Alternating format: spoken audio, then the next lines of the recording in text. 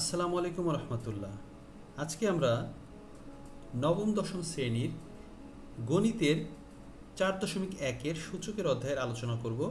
আলোচনার শুরুতে আমরা এই অধ্যায়ের সূত্র সংক্রান্ত বিষয়গুলি জানব, এরপর এর প্রয়োগ দেখব। সূত্র জানার আগে আমাদের দুইটা বিষয়কে খুব ভালো করে জানতে হবে, সেটা হচ্ছে ঘাত এবং সহগ। এই দুইটা কি? ঘাত এবং সহগকে এটা আমরা একটা উদাহরণের মাধ্যমে সহজে বুঝতে পারবো। এই যে এক্সটা রয়েছে, এক্সটা হচ্ছে ভিত্তি, তার বাম পাশে যেটি থাকে সেটি হচ্ছে সহগ, অর্থাৎ এক্স ব্যতীত বাম পাশে যা থাকবে, আরও যদি কিছু থাকে এখানে যুক্ত গুণাকারে, তাহলে সেটি হচ্ছে তার সহগ। আর এই যে ভিত্তির উপরে যা থাকে সেটি হচ্ছে ঘাত। যেমন এটাকে আমরা বলতে পারি 4x²। এখানে এক্স এর সহগ হচ্ছে 4 এবং ঘাত হচ্ছে 2। সূচকের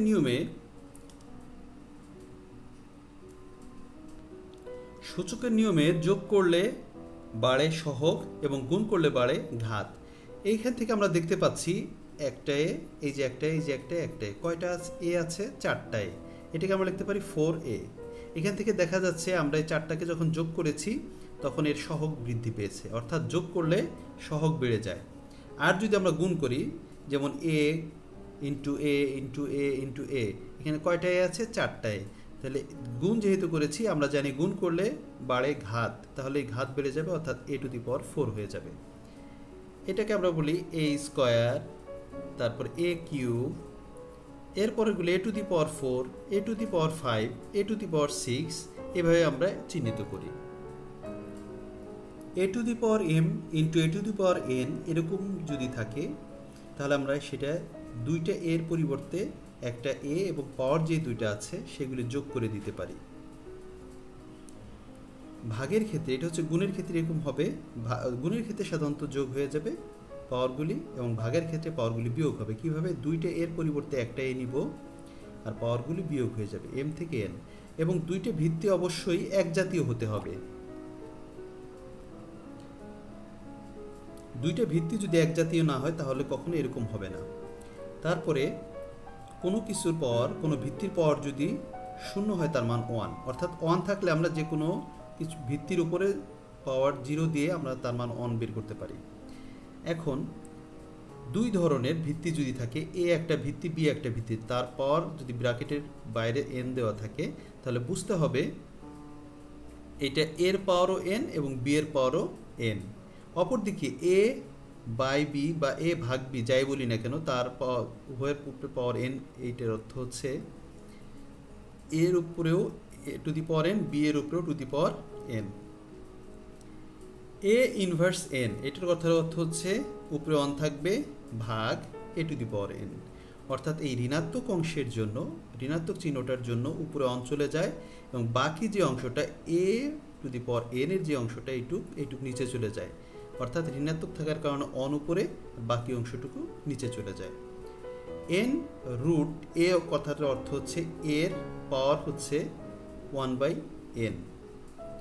n রুট a এর কথা অর্থ হচ্ছে এর পাওয়ার 1/n। আমরা এখানে দুটা ছোট অঙ্ক দিয়েছি, সেটা হচ্ছে a⁵ into a⁷ plus a⁵। এরকম থাকলে দেখা যাচ্ছে সবগুলির ভিত্তি একই রকম এবং তারা পরস্পর গুণাকারে আছে, তাহলে সবগুলি ভিত্তির পরিবর্তে একটা ভিত্তি আমরা বসাবো a, এবং যে পাওয়ারগুলি আছে অর্থাৎ 5, তার সাথে 7 যোগ 3, তো 5, 7, 12, আর তার সাথে 3 যোগ হয়ে গেলে a⁵15। তাহলে আমরা এটা পেয়ে গেলাম। এখন এখানেও দেখা যাচ্ছে পরবর্তী অঙ্কটায় a⁷ বাই বা ভাগ যেটাই বলি a², এভাবে আছে। তাহলে এই দুইটা এর পরিবর্তে আমি একটা এ লিখতে পারি, অর্থাৎ দুইটা ভিত্তির পরিবর্তে একই যেহেতু ভিত্তি, তাই একটা ভিত্তি লিখলাম এবং যে পাওয়ারগুলি আছে সেটা বিয়োগ হয়ে যাবে, অর্থাৎ 7 থেকে 2 চলে যাবে। তাহলে আমরা লিখতে পারি a⁵।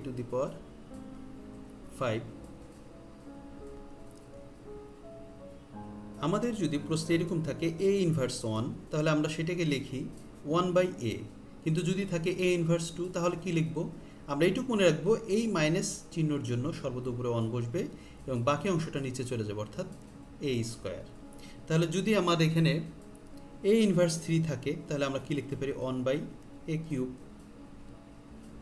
যদি থাকে এ ইনভার্স 4 তাহলে আমরা লিখতে পারি 1/a⁴। কখনো যদি প্রশ্নে এভাবে থাকে এ বি হোল কিউব তাহলে আমরা সেটাকে ভেঙে লিখতে পারি a কিউব b কিউব। আবার যদি আমাদের এভাবে লেখা থাকে a/b হোল কিউব, তার মানে হচ্ছে এর উপরে কিউব বাই বি এর উপরে কিউব।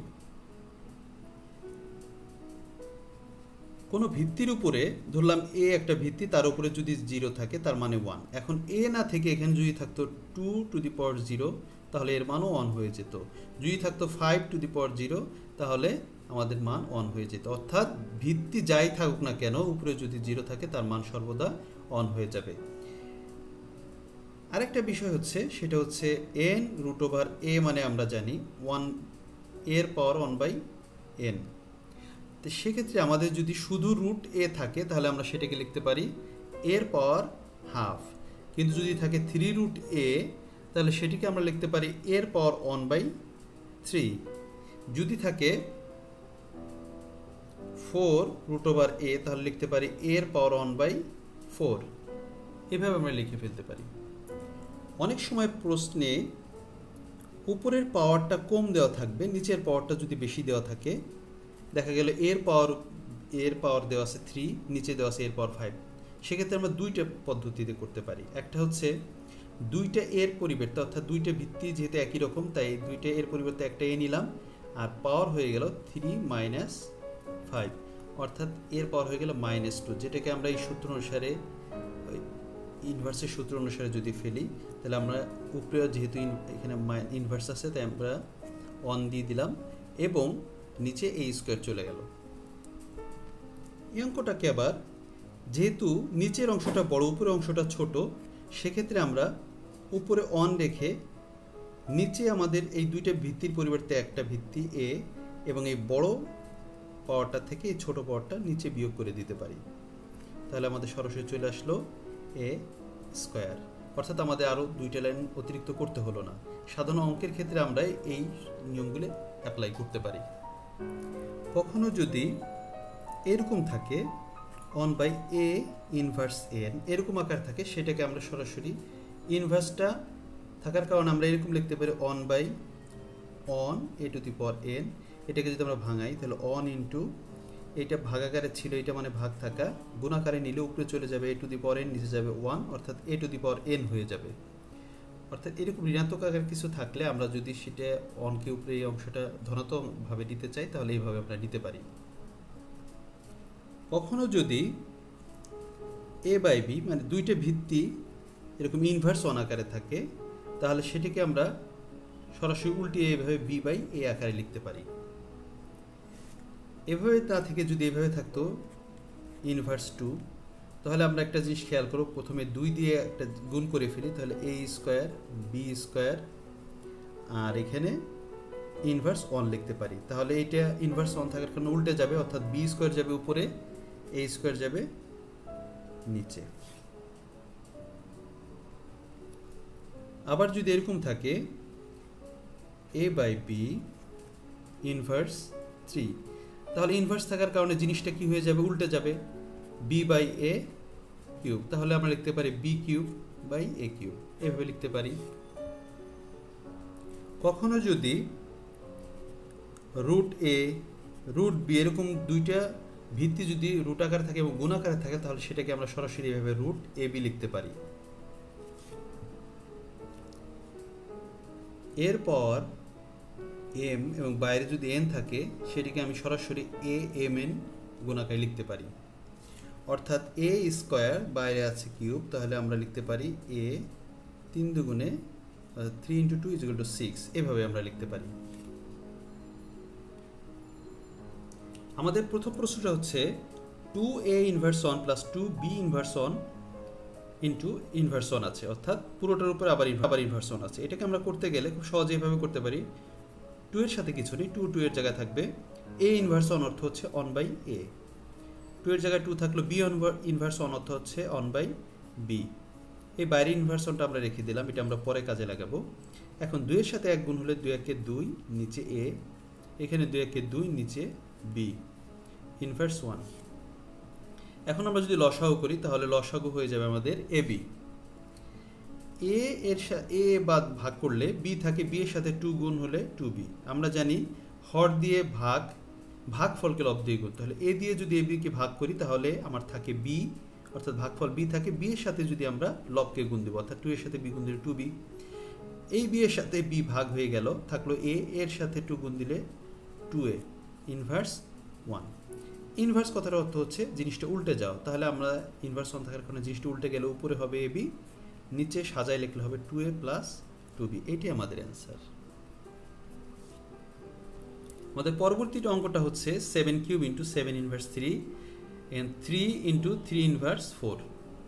তাহলে আমরা উপরে দেখতেছি ভিত্তিগুলি একই রকম, তাই দুইটা ভিত্তির পরিবর্তে একটা ভিত্তি নিব এবং তারা গুণাকার আছে যেহেতু, আর পাওয়ারগুলি যোগ হয়ে যাবে। তাহলে 3 প্লাস -3, অর্থাৎ দুইটা যোগ হয়ে গেল। নিচেও ঠিক তাই, 3 এটার পাওয়ার মনে মনে 1 ধরতে হবে, কোনো কিছুর পাওয়ার যখন দেওয়া না থাকবে তাহলে ধরতে হবে 1, তাহলে 1 প্লাস -4। এখন 7 এর পাওয়ার 7 প্লাসে মাইনাসে -3, আর 3 পাওয়ার 1 প্লাসে মাইনাসে -4। তাহলে এখানে থাকলো 7 এর পাওয়ার থাকলো 0, অর্থাৎ 0, আর 3 পাওয়ার হয়ে গেল 3 ইনভার্স 3। এখন যদি 7 এর পাওয়ার কোনো কিছু পাওয়ার 0 মানে আমরা জানি তার মান হচ্ছে 1, এবং এই যে 3 ইনভার্স 3 আছে এটা থাকলো। ইনভার্স থাকা মানে জিনিসটা উল্টে যাও, উপরে চলে যাবে, তাহলে 3 ইনভার্স 3 উপরে চলে যাবে, যার এই ইনভার্সটা থাকবে না, তাহলে 3 এর পাওয়ার 3 অর্থ হচ্ছে 27। এইটি আমার অ্যান্সার। আমাদের পরবর্তী অঙ্কটা হচ্ছে a square b inverse 1 by a inverse 2 into b into inverse 1। এখন আমরা ভিতরে কাজগুলো আগে শেষ করে নিই। তাহলে a স্কয়ারের জায়গায় a স্কয়ার থাকলো, b ইনভার্স 1 মানে 1 বাই b, a ইনভার্স 2 মানে 1 বাই a স্কয়ার, b এর জায়গায় b থাকলো, ইনভার্স 1।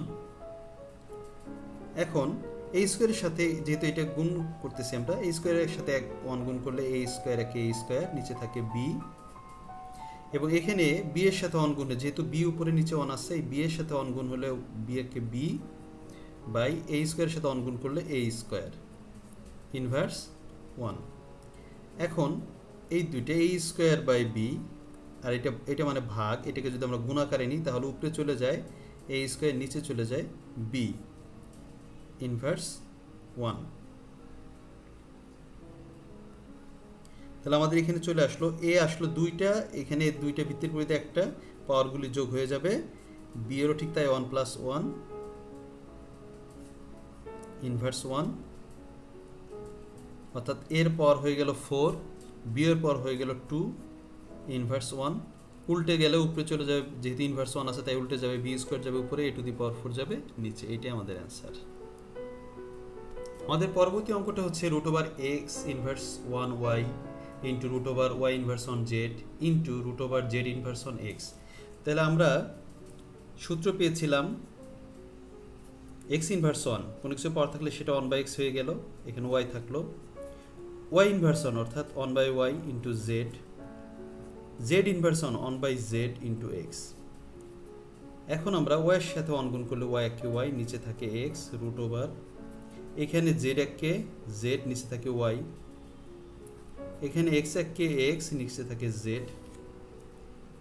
এখন আমরা সূত্রে পড়েছিলাম সবগুলি যদি রুটের ভিতরে থাকে সবগুলিকে একটা রুটের ভিতরে নিয়ে আসা যায়, যেহেতু গুণাকারে আছে, তাহলে আমরা y by x into z by y into x by z আমরা একটার ভিতরে নিয়ে আসলাম। এখন এই নিচের z উপরের z কেটে দিলাম, উপরের x নিচে x কেটে দিলাম, y এবং y কেটে দিলাম, তাহলে থাকলো root over 1 is equal to z এর মান 1। এইটা আমাদের অ্যান্সার।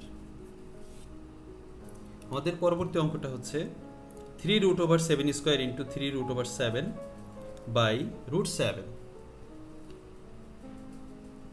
7 স্কয়ার আছে থাকলো, 3 রুট ওভার অর্থ হচ্ছে 7 এর পাওয়ার, 7 স্কয়ারের পাওয়ার হচ্ছে 1 বাই 3 ইন্টু, এখানে আমরা লিখতে পারি 3 রুট ওভার 7 অর্থ হচ্ছে 7 এর পাওয়ার 1 বাই 3, নিচে আছে √7 অর্থাৎ 7 এর পাওয়ার হাফ। আমরা যদি এটাকে সুন্দর করে লিখি তাহলে 7 এখানে দুইটা যেহেতু গুণাকার আছে 2 1 2 বাই 3 ইন্টু 7 এর পাওয়ার 1/3 7 এর পাওয়ার হাফ। এখন এই সবগুলি 7 আছে, তো এই দুইটা আছে গুণাকারে, তাহলে দুইটার পরিবর্তে একটা পাওয়ারগুলি যোগ হয়ে যাবে 2/3 প্লাস 1/3, আর এইটা আছে ভাগাকার এই 7টা, তাহলে এইটার পাওয়ারটা উপরে চলে গেলে মাইনাস হয়ে যাবে।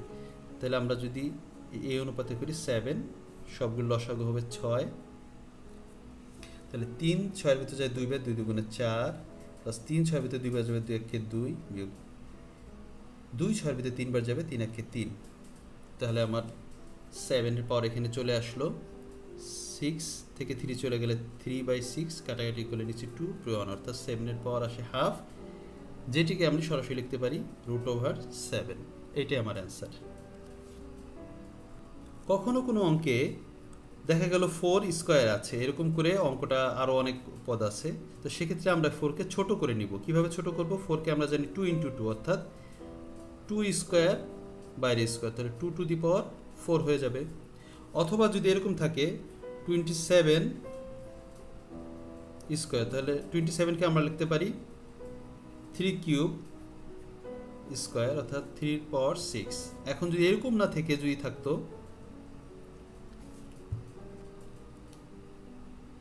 6 স্কোয়ার, তাহলে 6কে আমরা ভাঙলে লিখতে পারি 3 × 2 বাইরে স্কোয়ার আছে, তাহলে আমরা একবার লিখব 3 স্কোয়ার ইন্টু একবার লিখব 2 স্কোয়ার। আজকে এই পর্যন্তই। ভিডিওটি কেমন লাগলো জানাবেন। যদি ভিডিওটি ভালো লেগে থাকে তাহলে লাইক, কমেন্ট এবং শেয়ার করবেন এবং চ্যানেলটি অবশ্যই সাবস্ক্রাইব করে আমাদের সাথে থাকবেন। ধন্যবাদ সবাইকে।